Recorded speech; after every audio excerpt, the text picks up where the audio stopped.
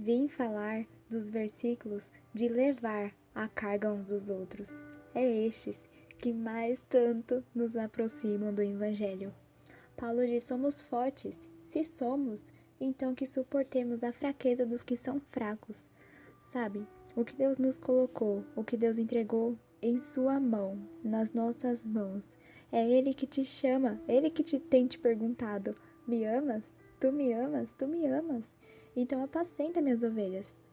Sabe, porque ainda que aqueles que estão junto com você, mas na fraqueza eles julgam, nos julgam, censuram ou até falam mal, blasfemam de nós, temos que suportá-los. Temos que, na verdade, ter piedade deles e não deixar de sentir carinho e afeição por eles. Sabe, é como Jesus, ele tinha discípulos e eles estavam fracos. Eles muitas vezes não entendiam a palavra de Cristo e não iam com ele. Jesus falava: ora comigo, e eles estavam dormindo. Mas mesmo assim, Cristo os defendeu.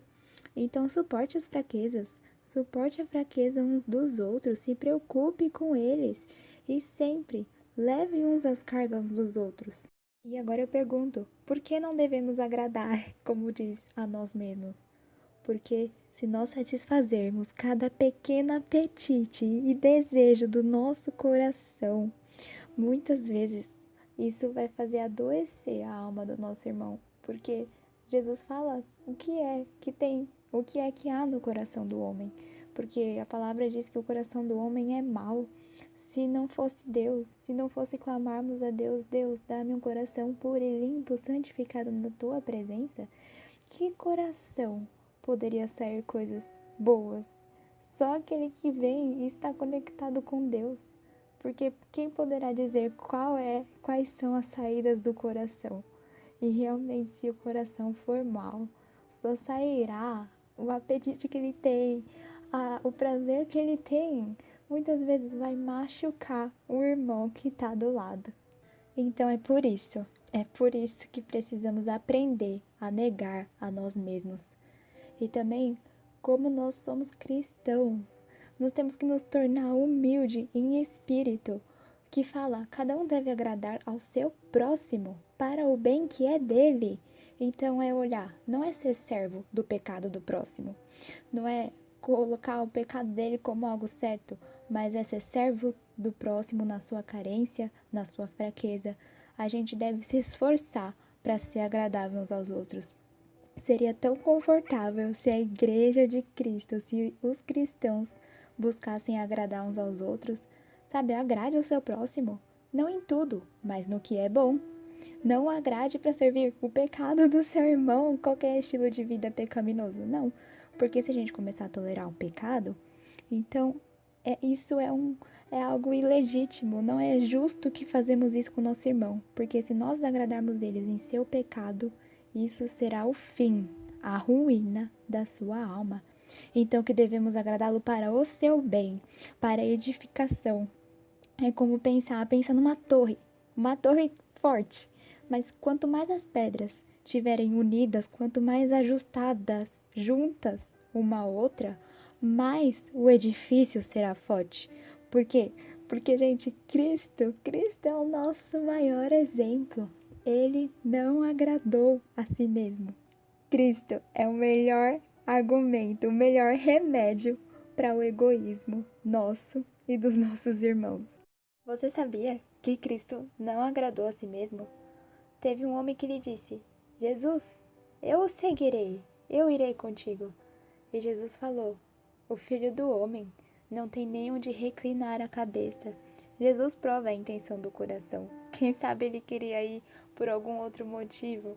E Jesus falou: olha, eu estou negando a mim mesmo. Então quem me segue se negará também. Sabe, ele não permitiria ser coroado rei, porque primeiro ele veio para ser coroado com espinhos. Talvez não tinha uma proposta que ele detestava mais do que essa, que é: Senhor, poupa-te a ti mesmo. Como se dissesse: Senhor, não vá até a cruz, não negue-se. Mas Jesus, ele não buscou a sua própria vontade. Ele lavou os pés dos seus discípulos, sofreu oposição dos pecadores contra si mesmo, perturbou-se, sabe? Não considerou a sua própria honra. Ele se esvaziou, mas para nos trazer uma justiça. Então ele suportou a fraqueza dos fracos. Como está escrito: os insultos daqueles que te insultam caíram sobre mim. A maior desonra que Cristo considerava como uma afronta a si mesmo é a desonra que era feita a Deus, ao seu Pai. Sabe, é um sofrimento para Jesus quando o próprio Pai era ofendido, porque Deus é ofendido pela dureza do coração dos homens. Ele olhou, ele olhou um lugar, sabe? Ele andou, Jesus estava com o Pai por toda a eternidade, então ele via o amor do Pai, ele estava no mundo. Jesus Cristo como filho, junto ao Pai e o Espírito Santo, e ele via esse amor, ele sentia e ouvia o Senhor, o nosso Pai. E aí Jesus, ele andou em um lugar tão pecaminoso, ele andou na terra e com o pecado do homem, ele se encheu de tristeza e lágrima, porque tudo isso afrontava, desagradava e desonrava o seu Pai. Imagine quando alguém desonra alguém que você ama. E é isso que Jesus sentia. Jesus, ele tomou a dor que o próprio Pai estava sentindo pelo pecado do homem, porque isso desonra a Deus, que ele é santo. Agora olha isso, Cristo não somente suportou todo o nosso pecado, mas ele também os carregou. E por quê? Por que ele precisava carregar? Imagina nós diante de Deus, descobertos, com a nossa maldade diante dele. Só que Cristo foi aquele que é santo, puro, sabe? A pureza dele não tinha nenhuma mancha, era infinita. E ele que se sentia afrontado, e ele realmente era afrontado quando desagradavam a Deus Pai. Só que foi ele que, considerando toda a sua pureza, ele que disse: esteja sobre mim esta maldição. Que maldição? Os nossos pecados. Cristo, na sua pureza, carregou os nossos pecados. Não tem nenhum maior exemplo de autodesagrado do mundo.